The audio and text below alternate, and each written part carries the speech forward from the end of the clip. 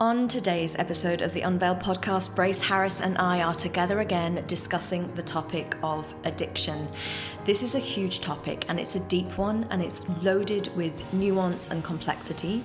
So we at Unveil have done our best to convey our approach to supporting those who are suffering from any kind of addictive pattern or behaviour. We begin with broadening around the topic of what could be classified as an addiction. What does it really require to be called addictive? And are we all really a little bit addictive? Is it all just on a spectrum? Then we move into the way I, in my clinical practice, support those with addictive behaviours and tendencies. We talk about Alcoholics Anonymous in detail, but really discuss the 12 steps. I share my feeling on those steps, share my opinion on the role and the benefit of the 12-step process, but also the potential side effects, the potential downfall of them. I discuss what I would do in my first session with someone who's addicted. I discuss how the nature of the coaching container evolves. And I also discuss the goals. What am I really working on, looking at and working towards when I'm dealing with someone who has complications with addictive tendencies? Beyond that, we move into a discussion of why there is this sense that once addicted, always a potential addict. Why is there this club for people who've recovered? And is it potentially because recovery needs a bit of a redefinition? We explore all that and more in today's episode. Enjoy, and please do listen to my request at the end of the podcast that if this episode is at all in any way triggering, please reach out to someone for support or reach out to us here at Unveil. Hello, everyone. My name is Brace Harris. And my name is Victoria Fenton. And we are Unveil. Everyone, welcome. Today we have, do we have any updates today? Probably. Like it's Unveil. Like what doesn't change? So we will have had an interview episode last week with the fabulous and wonderful Emily Williams. This is a bit old news by the time this will be released, but the Alethea Group website is now up and live and pretty and gorgeous and yay. Just like me. Like me. Get the relationship right, Grace. Right.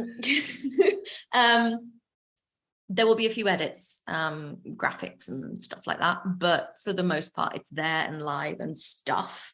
And the application form is available for people to apply. It's also just in the link in my bio as well, in kind of Instagram world. So we're fairly available now. And I think I've stopped building websites. That's the update. Wow. There should be literally a parade. Right. We have 5 for our hero. shush, copyright will get taken off YouTube. We won't, it wasn't that good a rendering, so they're never going to pick it up. But you know what? I don't even know what that is. From?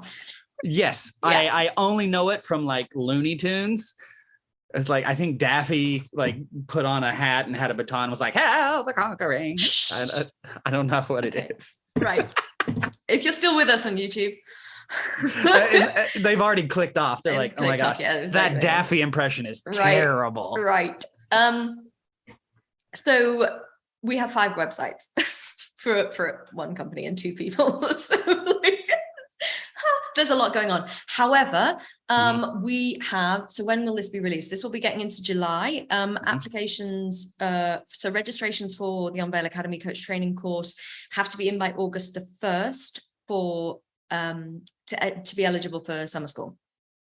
Yes. We already have a good few people signed up for the course. Yes. So it's getting kind of exciting. It's like, oh, people actually want what we're selling, which is a bit weird for me. But of course they do. And I'm currently scoping out. I keep having team meetings and I keep sharing my screen with people and saying, this is going to be the course, and the kind of shock and horror and like, we're really doing all of that. And I'm like, yes, we are doing all of that. It's going to be huge. I almost had a nervous breakdown on like Sunday when I was looking and going, yes, we're doing all of that. I'm teaching. One module is like immune conditions and psychoneuroimmunology in an hour. And I'm like, Victoria. Nice. I'm going to have to look up a lot of those words. Psychoneuroimmunology, right. That's not actually set for words. That's just somebody putting a word salad together. So I love it. It's beautiful. Yeah. I love beautiful. So speaking of salads, interesting topic today. That was not a good segue. Like, no, that's why I loved it. Taken our good segue average down by a good few notches. That's why I loved it. Anybody watching on YouTube saw me like get very serious. The eyebrow went up and everything. So today we're gonna discuss something that I am not terribly familiar with. So I'm going to be asking a lot of questions today. I'm going to kind of go with Victoria's expertise in this realm. We're going to be discussing in and around addiction. And do you want to throw the little caveat on there? The little caveat. Yeah, we put a clickbaity title on this, people.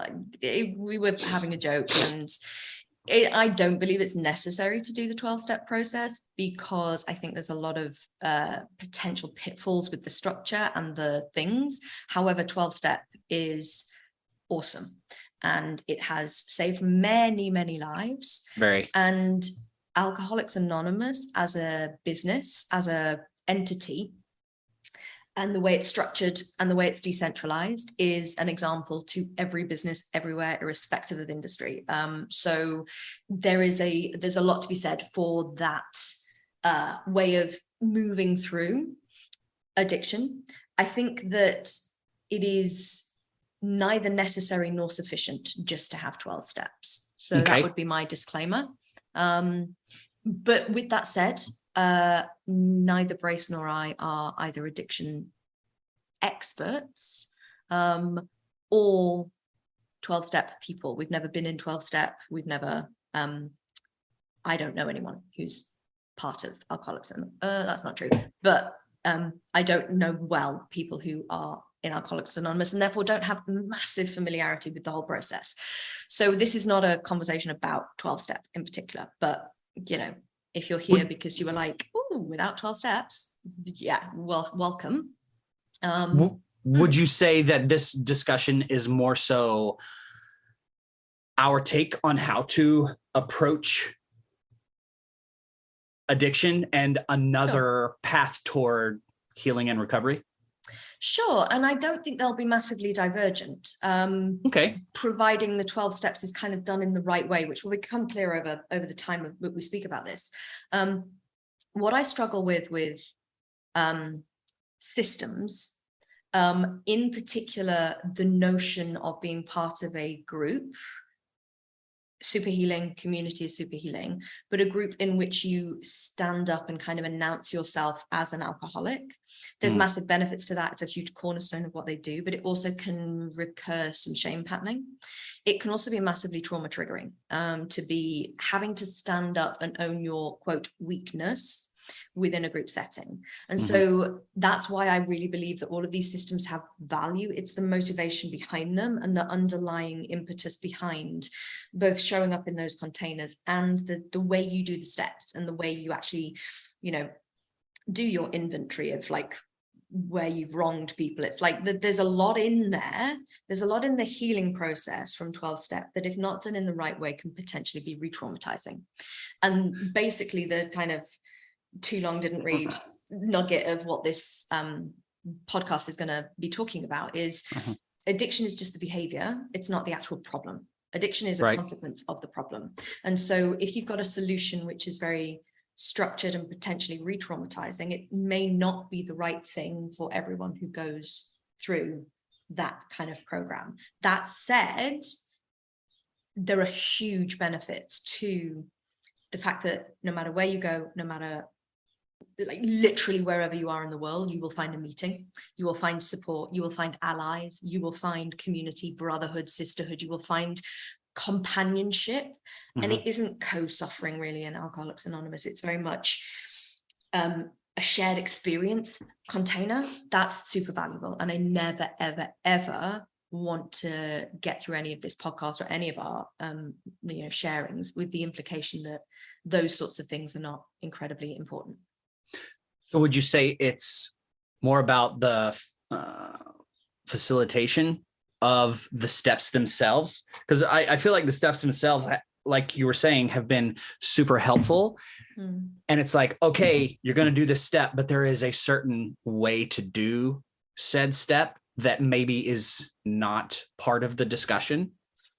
Potentially. And again, we're not in the discussions. So I don't fully know how everywhere these are delivered. And again, this is the problem of decentralization. It's like there is no one way. And that's great because it allows people to put an individual spin on it. But someone's spin is not a universal truth. And the complication within some of these systems is that potential for the shame element that comes in.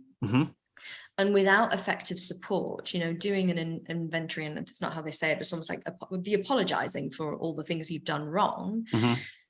I would never approach a coaching client with that homework without having done a lot of shame forgiveness work first.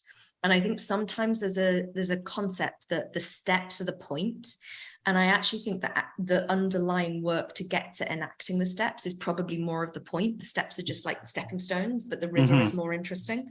And I think sometimes that's clear, and I think sometimes it's not. And sometimes people get confused and think like, oh, the point is to just go and apologize to everyone. And it's like, well, it doesn't do anything if it doesn't mean anything. And it certainly doesn't do anything if in the apology you are taking on board shame. Regret, absolutely. Shame, not a healthy thing to add into any human psyche, no matter where you've come from or what you've done.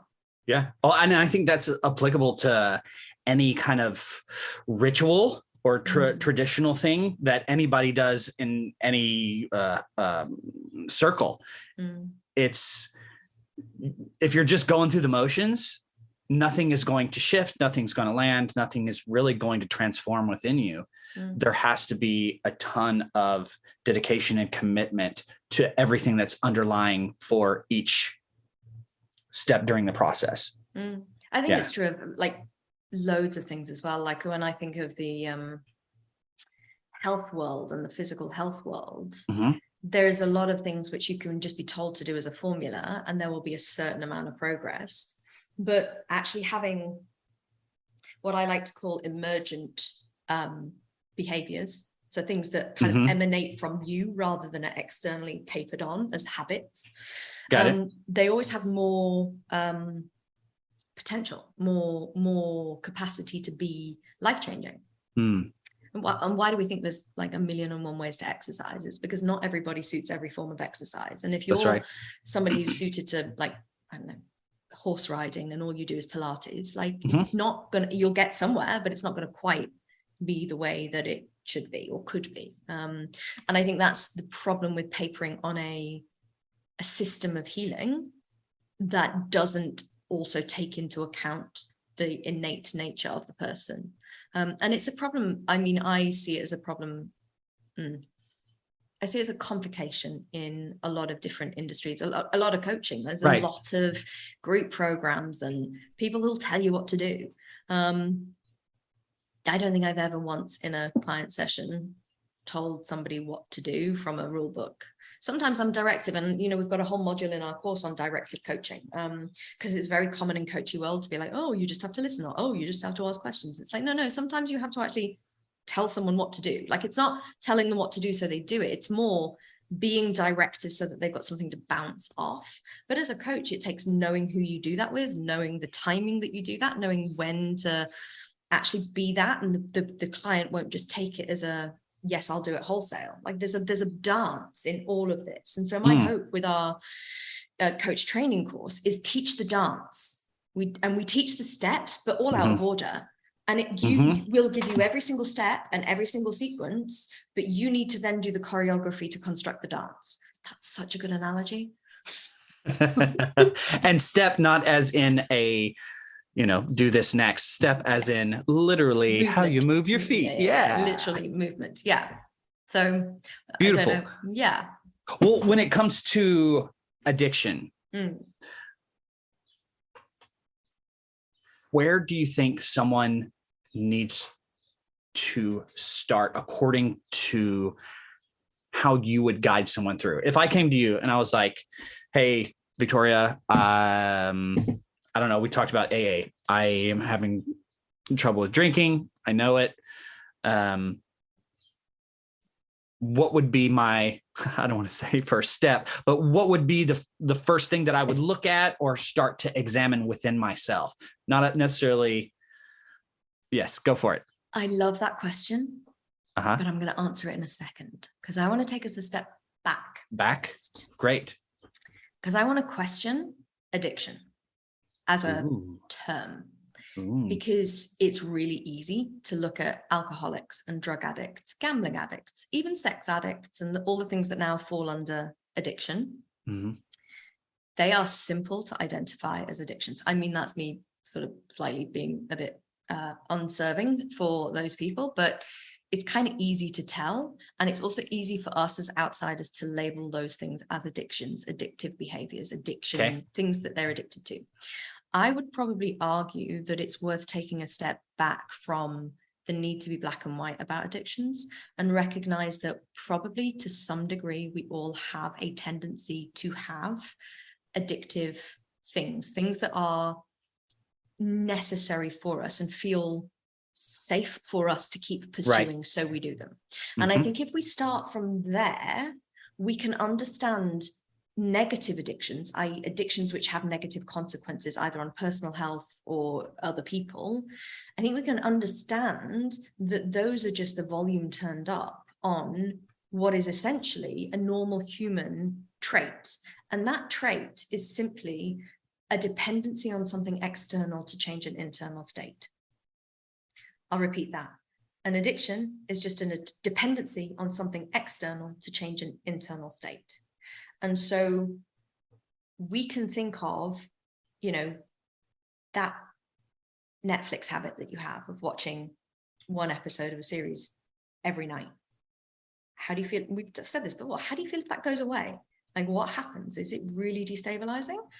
Kind of addictive then. But addiction not said to be a negative thing. I think we get very into, addiction bad. And like, we're kind of going to the extreme of alcoholism bad or drug addicts bad. Right. And so we pull that bad assumption back through all of the addictions. If we just understand everything as an extreme and everything is this kind of oscillating spectrum of human behavior, and in some cases, certain behaviors get turned up in volume so that they become dominant and damaging, it makes us very much less harsh about the way we see all of these things for ourselves and for others. And so if we all understand, I mean, in our shame podcast a couple of weeks ago, you did a whole thing about Oreo cookies. And it's like, I mean, that's a little bit Oreo cookie addictive. It's it's a sugar addict. Or like, if you always get home from work and you have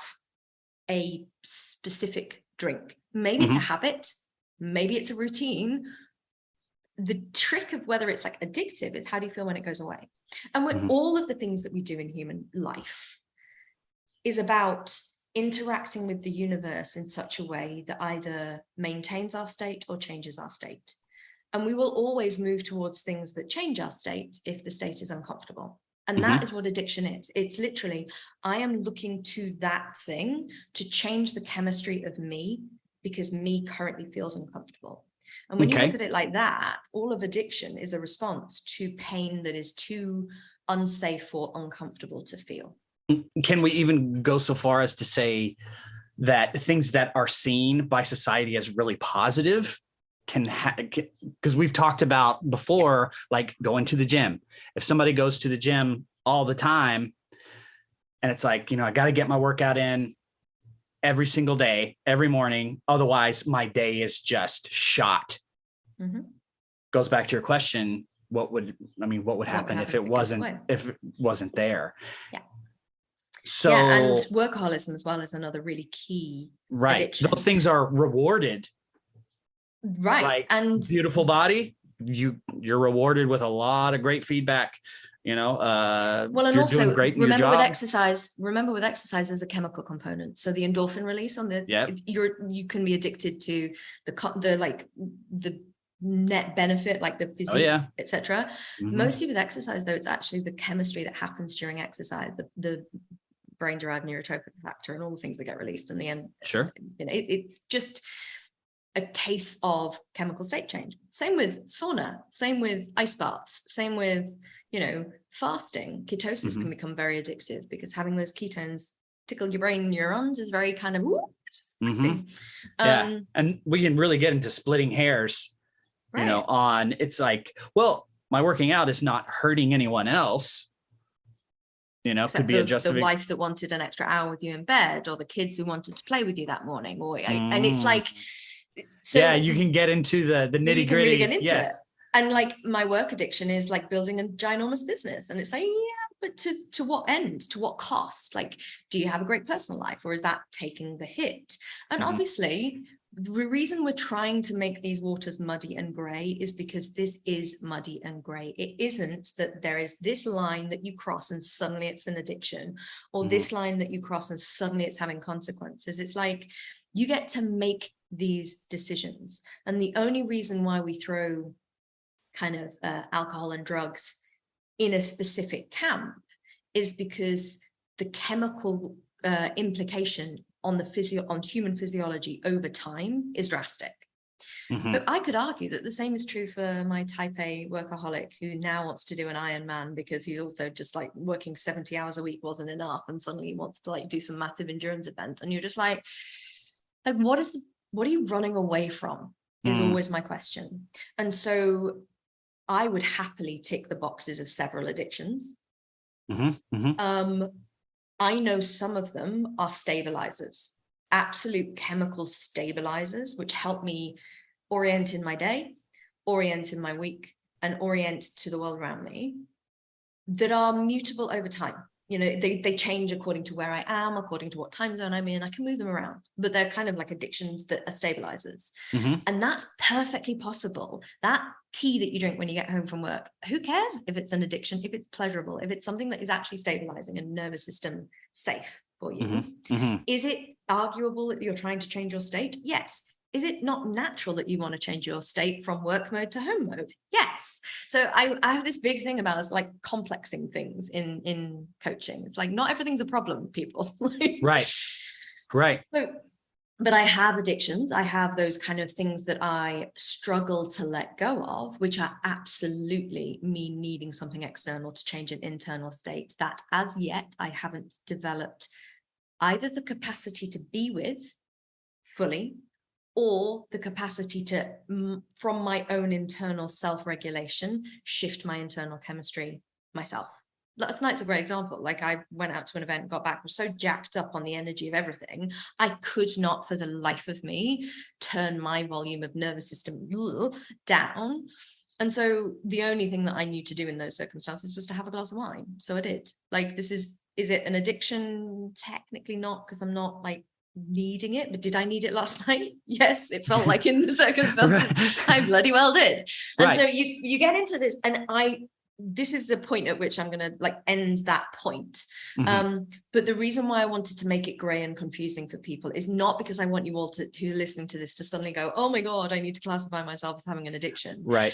It's because I want you to move into this kind of conscious understanding that everything every human being does is on this spectrum of behavioral being with or behavioral not being with.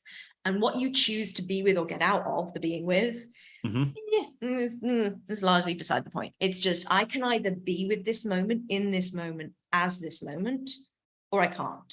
And sometimes if I can't, I just will like dissociate here. Sorry, that's mentally for people listening. I will just like freeze or do whatever else.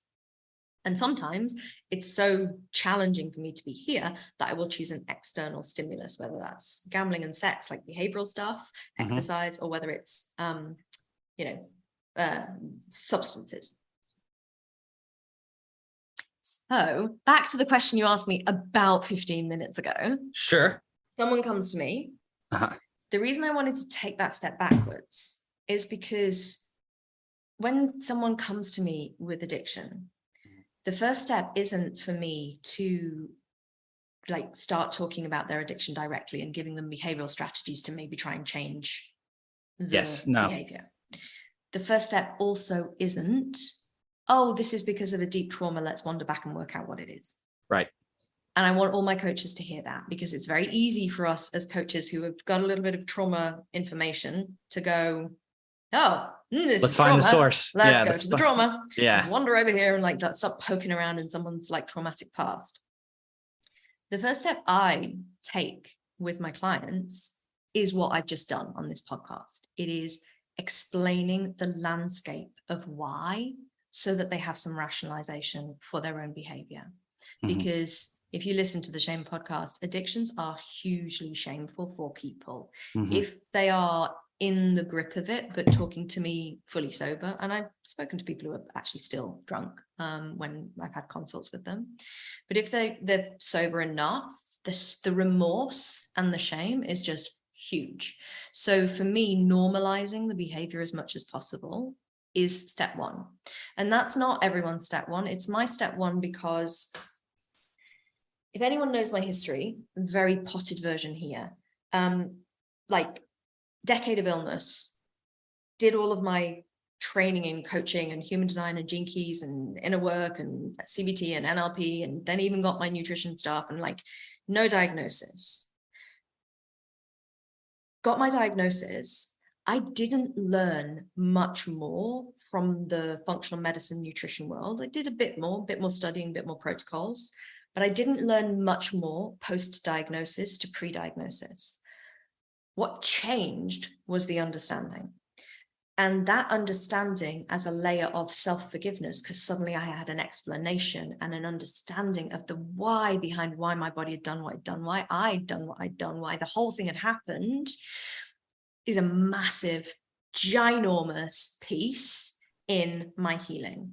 And so again, the reason why I'm such an integrative holistic coach, and the reason why I believe in it so much, is because just doing all the somatic stuff doesn't take into account the cognitive being that's been there all the time, having a narrative about the stuff that's been happening. And so the explanations and understanding can be as powerful as any internal exercise, any inner child work, any parts work, anything. In fact, a huge part of parts work is the rationalization kind of element of understanding what's been protecting what, etc. It's actually, you're trying to get your conscious mind to understand. It's not just a subconscious exercise. So there's so much within the human mind that having these guideposts of thinking about yourself in a different way automatically and instantly can start to transform the behavior itself and how you feel whilst you're enacting it. And back to my, are you with it or escaping it? How much you can be with the behavior. Because the reality when I deal with anyone in the grip of an addiction is they'll speak to me on Zoom, we'll do this. And then that very evening or the moment they hang up, they're going to go and reach for the bottle or whatever it is. And if my goal,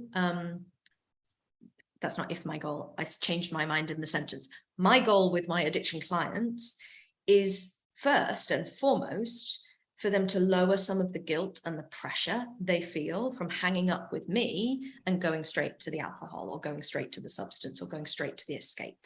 It's like if they can feel slightly better about themselves in the moment of enacting the addiction problem, we have somewhere to go. We have something to do. We have something to play with because they are subtly in a small way being with more of themselves. I love it. Well, and on that same note, we were talking about earlier standing up in front of the group and saying, hi, my name is, I am, an alcoholic with AA. Do you feel that done properly does that? It allows them to own, this is something that I do, and I don't have to beat myself up anymore about it.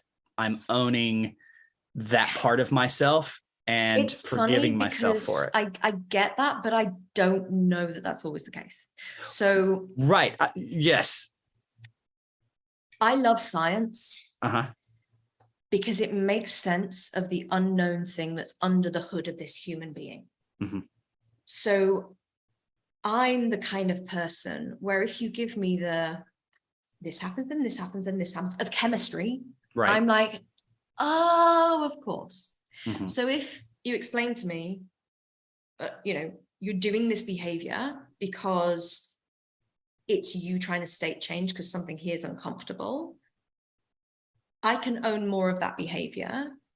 I don't know whether standing up and then saying in public, I am an alcoholic, where you're identifying with a label of a behavior pattern, right, is actually therapeutic. I suppose it can be, if done with thought processes around it that right, allude to what I've been saying. mm-hmm. I have a big problem with labels, full stop. Yes. We've talked about this in the past. Yeah. Yeah. I don't like it. It takes me, it takes me into a world where you're not an alcoholic. You're a human being with a dependency on alcohol right now. And that's a huge difference. Like, you weren't born an alcoholic. You might have been born with the genetics for it, which is possible, but genetics are about like 30% of anything that ever happens. I mean, that's not accurate, don't quote me on it, but roughly think of it like that. So even if you are currently what society would class as an alcoholic, that doesn't just happen. You said this before we started recording about something else. These things don't just happen. Then there's not no cause and suddenly you wake up one day and you're an alcoholic. Right. There is a legacy to that. So I think it's highly inaccurate to say I'm an alcoholic. I think it's very accurate to say I'm a human being and I currently have a dependency on alcohol, which I'm uncomfortable with. That said, there is the other side of that, which is the reason that they do that in Alcoholics Anonymous is to destigmatize it. It's to make it normal. It's to make it feel like it's part of an accepted thing to be insane, which has value. It's a different value. And I would argue you need to do it all, but it does have a value in and of itself as a statement. And they do start with the name. They don't start with, hi, I'm an alcoholic. They start with, hi, my name is, and I am an alcoholic, which is an interesting distinction. And I last night drafted our NLP module. I was just about to ask about that. I was like, this sounds very NLP-esque. Yes. And so it's funny because I don't do NLP in my coaching, and I'm not going to teach people to do NLP in the course because there's better courses than what we will be able to deliver. Just real quick, for all the listeners that do not know what NLP is, it's neuro-linguistic programming. It's would you call it a discipline? It's a discipline that uses certain types of exercises and phrasing of words and so on and so forth to access a deeper part of the mind, because the mind interprets words they found in a very specific way. So if you say sentences the proper way, it opens and unlocks parts of our brain that weren't listening to begin with, and all of a sudden they're paying attention. Right. Yes. And so I don't do NLP. Like nobody comes to me for an NLP session.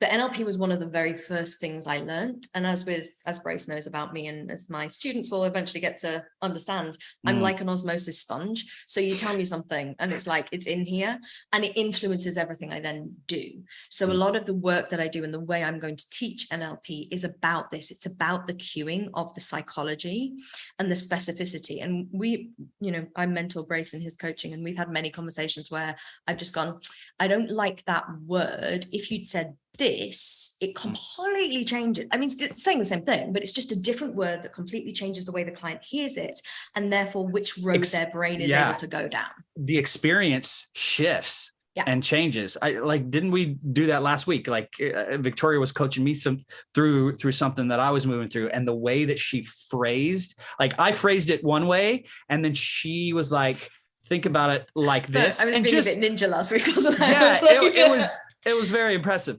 And the way that the sentence got shifted around completely changed how it resonated in my body. Like my brain and my nervous system picked up on it, and then something unlocked. So it is quite powerful.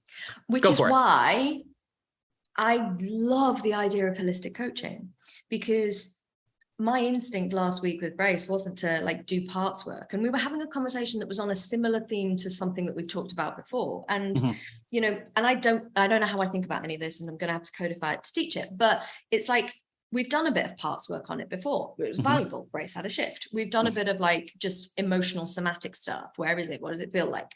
Great. Grace had a shift. And we've done, the deeper stuff on it. And sometimes there is just that, hang on, let me play with your mind so you see this in a different way. And it's as valuable as anything else. So the fact that I have all of these tools and I'm going to be teaching my students all of these tools gets me really excited, because my day is so varied and my approach can meet the client where they are. And so you say, what do I do when an alcoholic or somebody with an addiction comes into my practice? What's my first step? I mean, that's my first step. I've said my first step. Typically, I actually have had someone come and my first step was holding the space whilst they just blurted everything out. Yeah. And I said very little and did very little. I didn't give them the complex scientific explanation. I didn't make it okay for them, because they, for a minute, just needed to sit in how horrific they felt. And whilst I didn't leave them in that state by the end of the session, I wasn't intent on moving them out of it either. Like, it was like, sometimes the very thing that you're doing with the behavior is trying to escape reality. So the very thing that you're doing by owning the state, and that brings me back to that sentence in Alcoholics Anonymous, it's kind of in that little nugget of that sentence, is owning the state. But sometimes just owning, this feels horrendous. I have hit a wall. I don't need to help them fix that. I need to help them be with that. And it's not about me making it okay. It's about me expanding their capacity to sit with that. And typically, if I have, just to be clear with people, typically if I have that as a first session, I will have a second session very quickly, so that that person is with that emotion overnight, but not for very long. Not because it's not healthy, but because they literally have an addiction which is trying to get them out of a state of pain. If I leave them in that state of pain for too long and they don't have a very immediate accountability kind of thing that they're going to come into, they go back out. They could regress.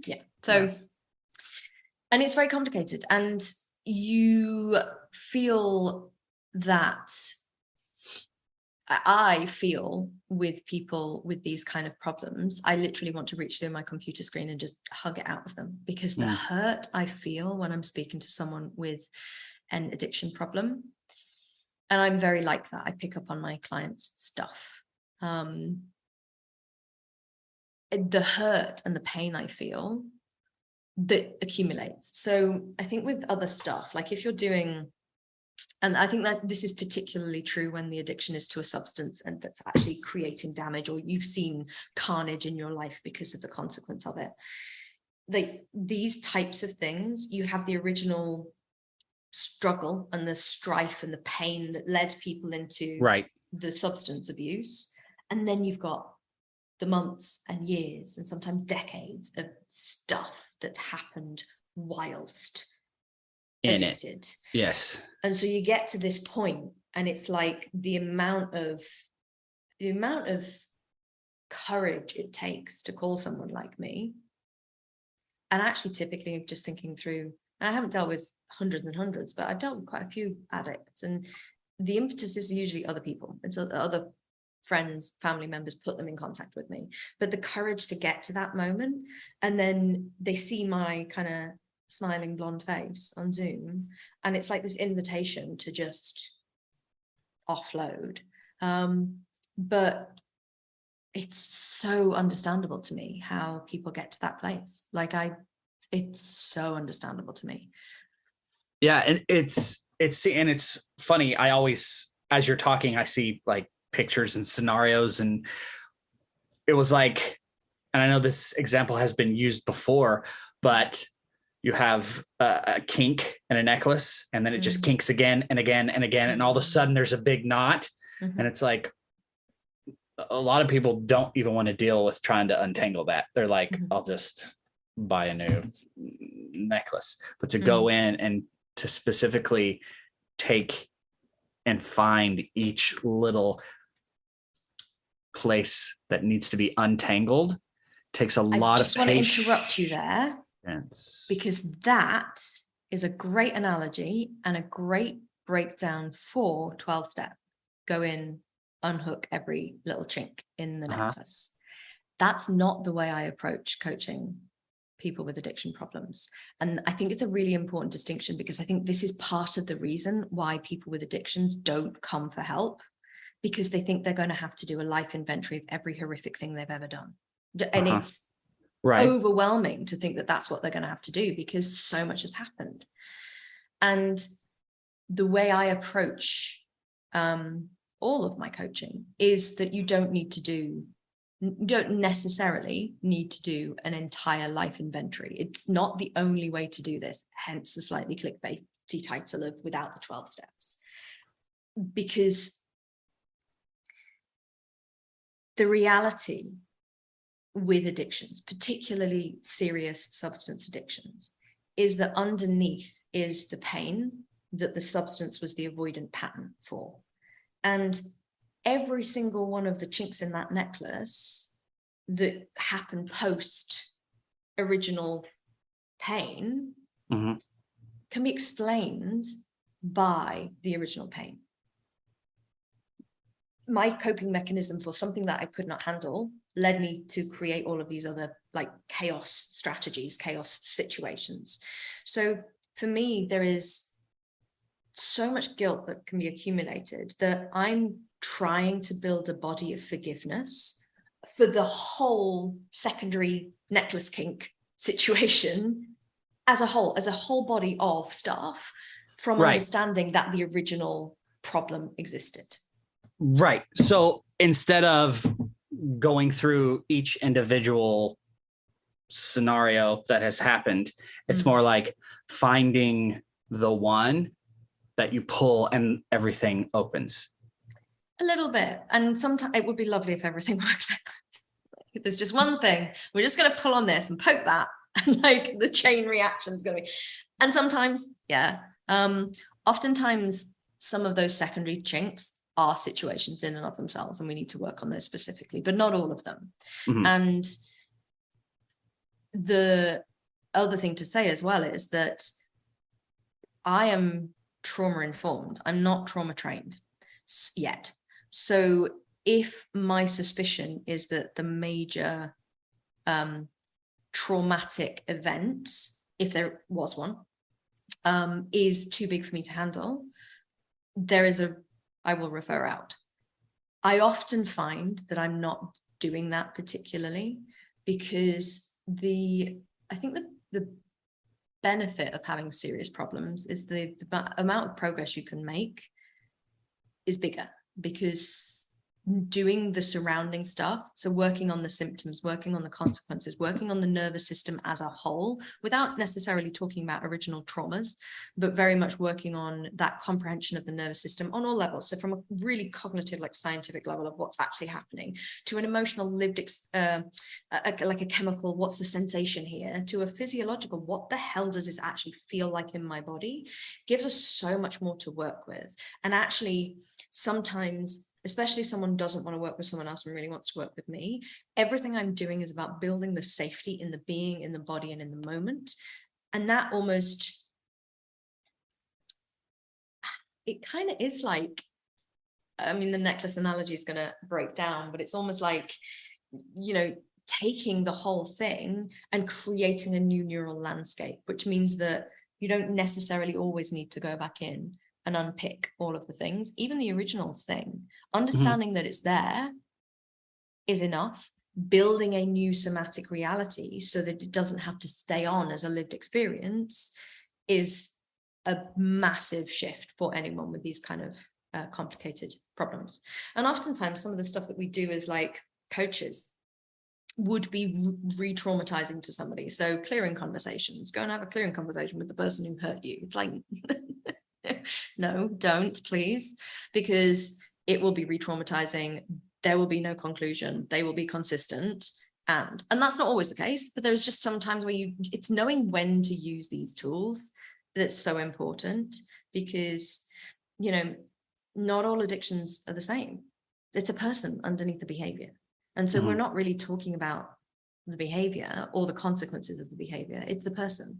And if the person is doing something to shift their state that is reliant on a substance, we can actually transition that addiction first before we do anything else. So if we can transition that addiction onto a meditation addiction or a breathwork addiction or a, take your pick, it's really valuable. It doesn't seem it, but we've changed their addiction from being something that could potentially kill them to something that's creating a different nervous system. And from there, we can get into actually, okay, so how do we feel safe in the present moment without needing to go and do my breathwork session every 30 seconds? Mm-hmm. Does that make sense? It does. Yes. So yeah, I didn't mean to sort of take away your analogy, because it's perfect for the accumulation of problems. Mm-hmm. It's that concept that we think, and whenever anyone approaches a coach, it's like, oh my God, I'm going to have to talk about all the horrendous things that I'm holding inside me. Mm-hmm.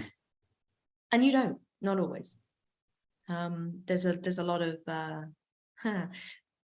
human beings are complex, but we kind of break in the same ways every time, differently for different people.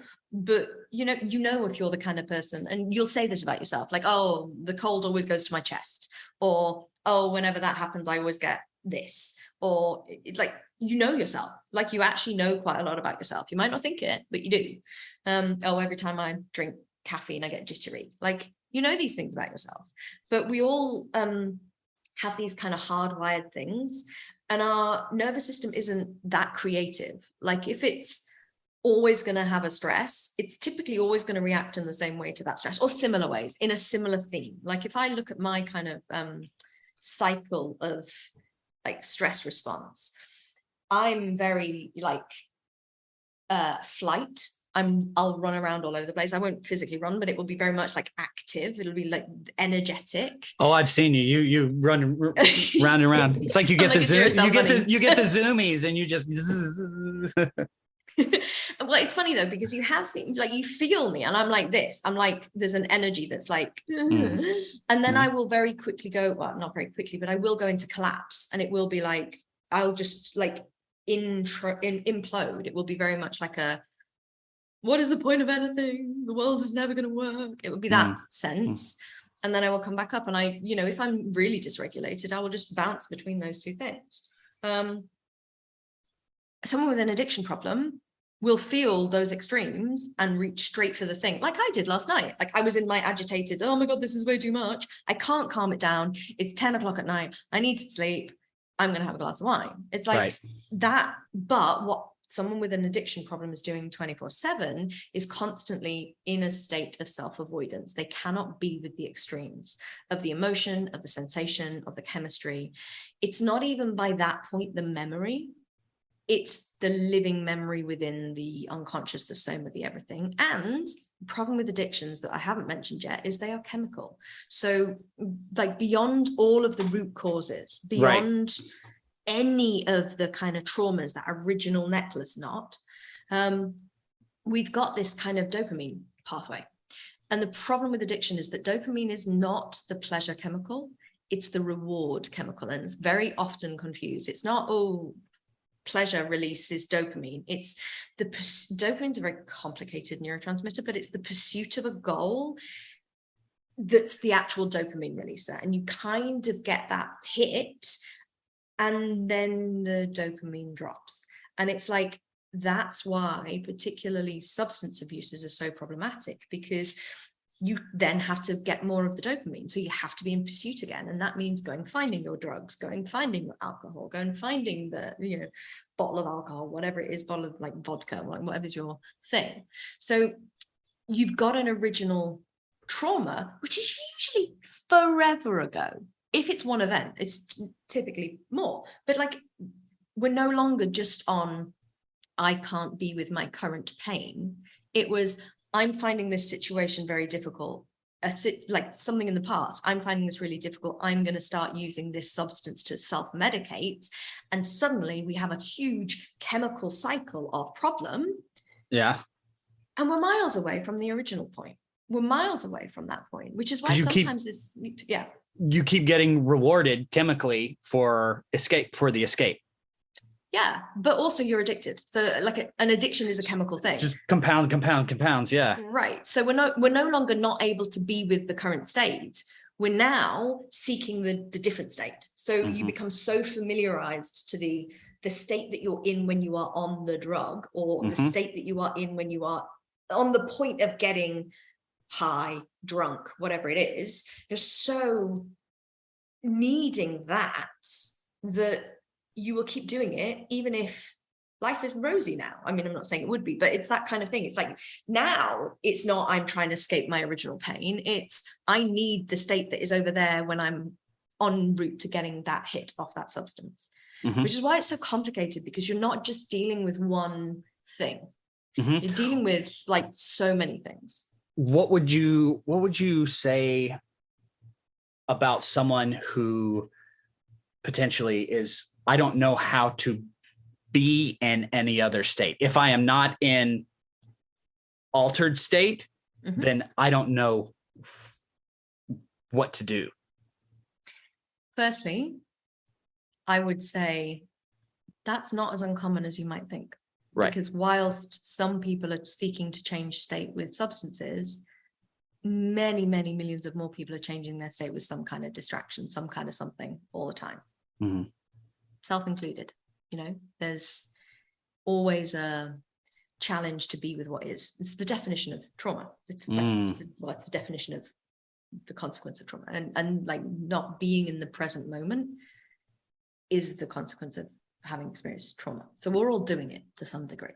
Mm-hmm. But if the question that you were asking is to do with somebody who's addicted to something and doesn't know how to not be on the substance, it's very difficult to make these kind of recommendations, because these are technically medical recommendations. So disclaimer inserted here, this is not direct medical advice. This is not me being specific to you, or indeed to any and all human beings. This is me just giving you the very real alternative picture, because it's often stated that in order to be coming off alcohol, you need to stop everything, or coming off drugs, you need to kind of go cold turkey.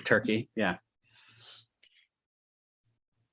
There's a few exceptions, but with some of them you actually don't. And there is almost more trauma in the cold turkey, because it's suddenly going, oh, you're so used to being over here in this state. Well, no, actually you need to sit in your now and look at your pain and problems and like the carnage that you've created, and not have the escape. You need to just sit here. There's only one option. It's abstinence. I also have a problem with the, you can never touch a drink again concept for alcoholics. But, let's just take, there is titration. There is slowly, and this is what I do with my clients with everything. There is the slowly being with more of the present moment approach. And if there is a substance involved, there is slowly being with less of the substance affected state.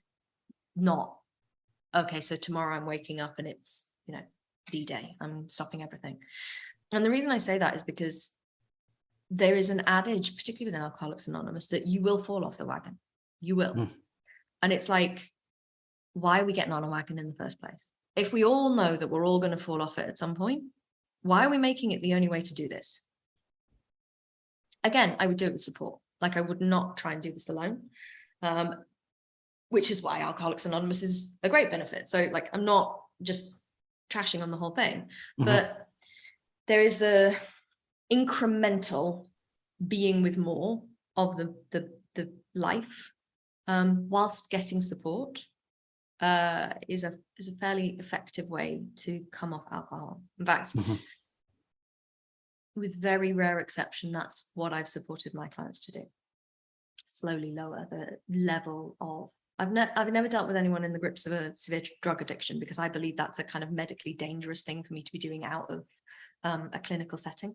But I have dealt with alcoholics, and that slow weaning?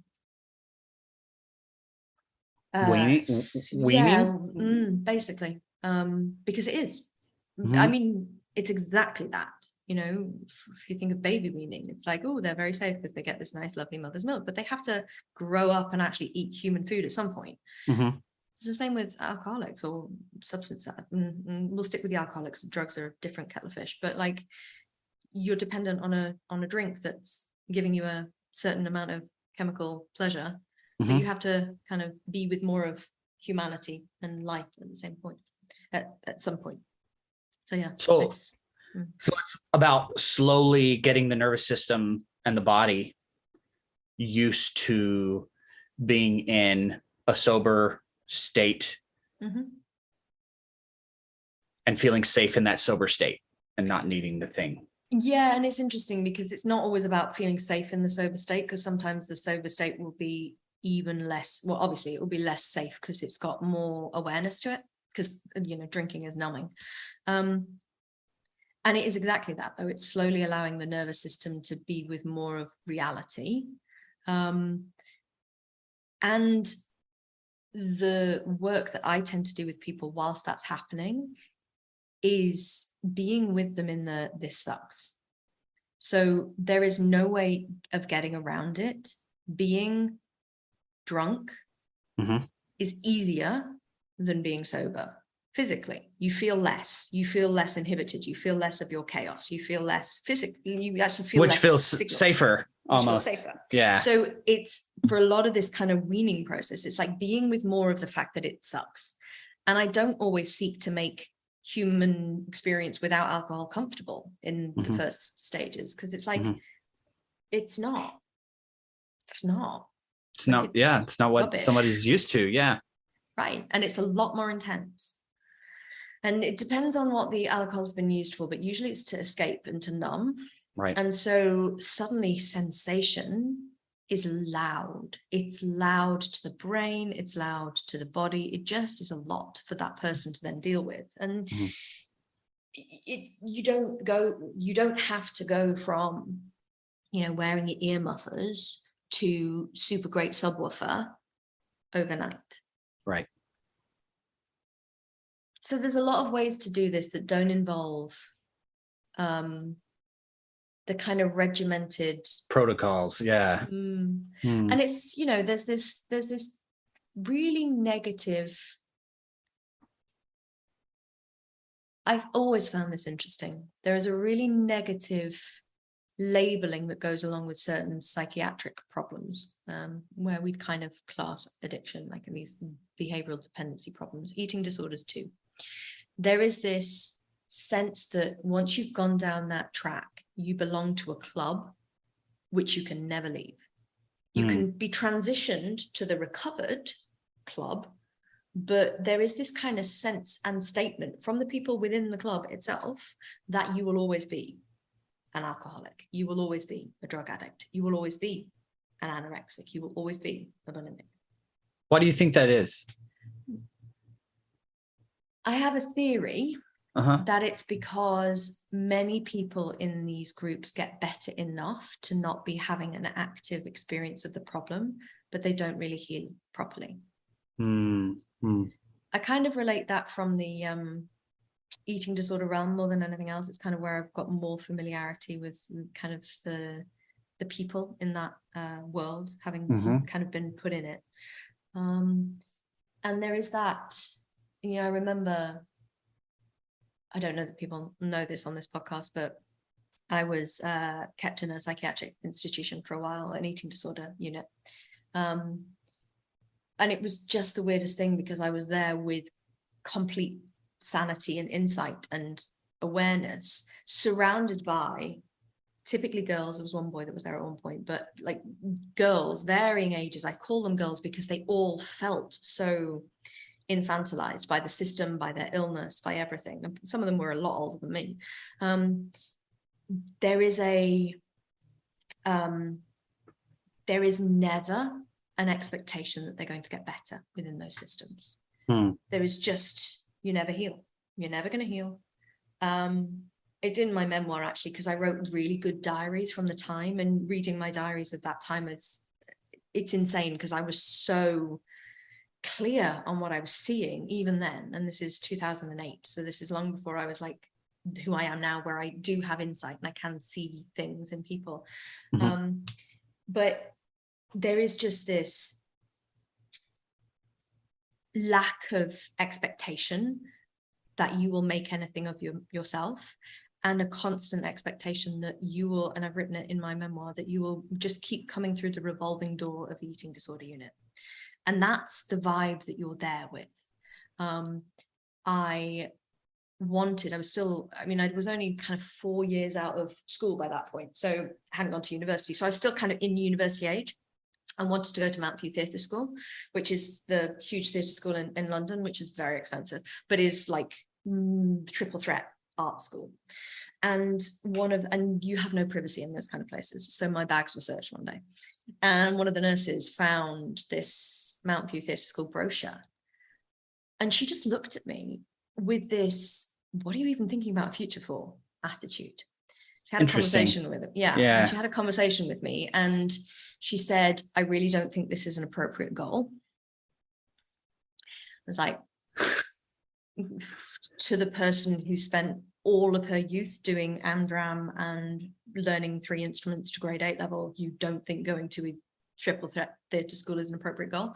Transpired when I dug into it a little bit, as I did, really bad for asking questions. Like, why would you think that? She's like, do you really think that a school where you're going to be, that a discipline where you're going to be assessed on your appearance is where someone like you should be hoping to be?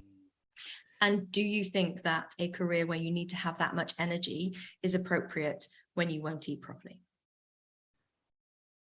Do you think this goes also back to the labeling thing? It's 100%. Like, I'm always going to be labeled an alcoholic. I'm always going to be labeled a drug, even if I'm sober and have lived 20 years of my life sober.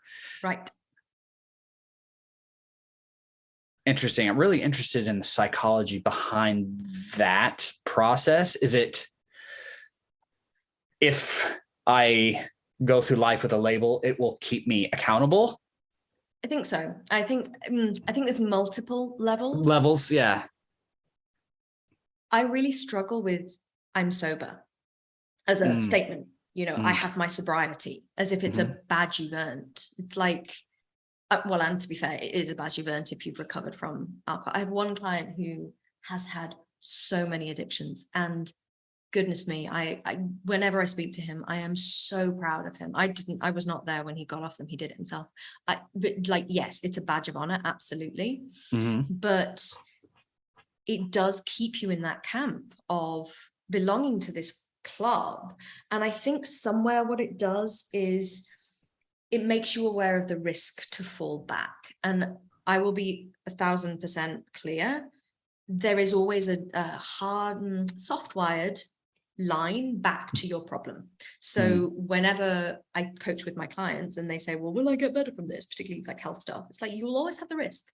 Like, if you do things wrong in the future, or by wrong, pile on too much stress, like get too much into the weeds of like not regulated, then yeah, this is your default brake mechanism. Mine is my digestive system. Like I was ill this morning, and like that's because of last night. I'm so dysregulated, didn't deal with it properly, had a glass of wine, went to bed, so I'm sick this morning.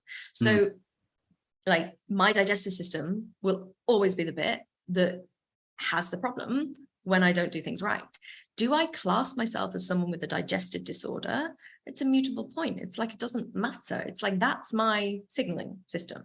You've got like anger as a thought process. It's like, well, nobody's saying that you've got an anger problem. No. Now.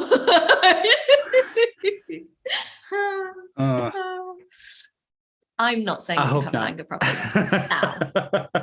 now. But there is this thing of like, yes, I feel like I do not have one anymore, which is actually the first time that I've said that out loud. It's kind of like, how did that feel? It was very interesting because I also realized that was the first time that I'd said it out loud. So there was many different levels, layers of what was happening about what was going on there as well. Yeah, it's because that's what I was told my whole life. You are angry. You're such an angry person. You are angry. And so that's just, I was like, because I'm just angry. That's me. And I love that we said this, because you're not gonna, on your deathbed, be, oh yeah, I'm a recovering angry person. No. Or I'm a recovered angry person. No, I know why I was so angry. I've really done the work to break it open. Yes. That is why I think there is this legacy of club for people who are recovered enough to not be in the grip of their addiction or their behavioral problem, but haven't actually done the work to understand where it came from, to forgive themselves, to keep working on it when it comes up. So now it's like, oh, I relapsed. It's not, like I just did. I had a stressful night. I did this, and then, oh, the typical thing that I always do happened. It's like, no, I relapsed. And there's this common thing in particularly, sobriety. It's like, oh, well, you reset the clock to 1 or to 0 when you relapse. It's like, you could be years into your sobriety. You relapse to 0? Seriously? No, I'm sorry. Your fault lines of break get set. And so when life is like nuclear again, your safety in your past was finding a drink. What are you going to do when life's gone nuclear again and you aren't able to regulate enough? Well, you're going to go find a drink. Does it matter if you have 10? No. What matters is the next day you wake up and instead of guilt, instead of shame, you're in the space of, wow, what about my life? Freudian. What about my life was nuclear? And what can I do to get safety so I don't need to go down this fault line of my break point? Right. And that's healing. It isn't, I never touched a drop of drink again. It's, I have such self-awareness that, one, my life typically doesn't get to nuclear, but when it does, and even if it does and I fall down that kind of fault line, I still know who I am. And it's not day 1. It's not day 0 of sobriety. It's definitely still the decades of sobriety, plus a bit more self-awareness, because every time you fall down a fault line, you learn a bit of something. And that whole learning process is suffocated if you're not in this position and this headspace of there's no fault, there's no blame, you haven't regressed, you aren't back at day 1. It's very much a, ooh, okay, life inventory time. And to strengthen that muscle where that self-awareness there, that is what it seems, kind of is the underlying theme of the entire podcast, is that self-awareness can be there and worked out and strengthened to a point where that label, if you have one, dissolves away. And it's like, I can move through whatever I move through. Which is why addictions is no different to anything else that I deal with in my practice, because all I want my clients to do is to feel more of themselves in more moments. Boom. That's kind of it. Huge. Like and yes, to do that, we need to look at the past and the behaviors and the patterns and the self-awareness piece but the goal is be more aware and be more yourself in more of your daily moments. And also know that when you're not with yourself, that's not because you failed or fallen off a wagon, or you just decided somewhere to make the decision to step away from being with. And you can take the decision to step back at any point. And it's your oscillation between those two. That's your dance. Yeah. And it gives power back to the individual. 100%. Power isn't in the bottle. The bottle doesn't have the power. You do. I like it. Beautiful. So that was a very dense episode on the deeper underlying causes and consequences and potential resolution routes for addiction. Love that. Yeah, this was good. This was good for me. I loved hearing kind of your philosophy on everything. And at the foundation and the core of it, it's really what you bring to every single client, no matter what they're coming to the table with. Right. And I love how it applies across the board. And then when the academy gets to come, you get to pull out all of your arsenal and be like, okay, what's the best way to, I don't want to use the word attack, but I use the word arsenal, to come at this together. And this is, it's this, like, I think this is why I struggle so much with niche and avatar. And yes, we will have a whole business pillar or module. And I have no problem with people creating a niche or an avatar. But because it's the way to market yourself, everywhere you go in like social media, it's like, you start with who is your target market? Right. It's like, it negates the truth, which is that we will be teaching people to work in any niche. You could work with anyone when you've graduated from our course, because the same works whether you're dealing with somebody who's a high performer who wants to, I don't know, change the world, versus somebody who's got a chronic illness who wants to, just feel a bit better every single day. Right. Like the same systems are at work within those two people. Therefore, the same solutions and the same space holding and the same routes will be supportive. And yeah, the high performing CEO will need to be with different things in his present moment, but he still will need to be with himself and not intolerant of his own shortcomings and weaknesses. Same with the chronic illness person, being with more of the reality. And I'm not expecting that people will graduate from our academy and want to work with people with chronic illness. It's a different world. And it's very specific. And I think that I've become a much better coach because I have to work in that world, or I have worked in that world because of where I came from, because none of the rules apply.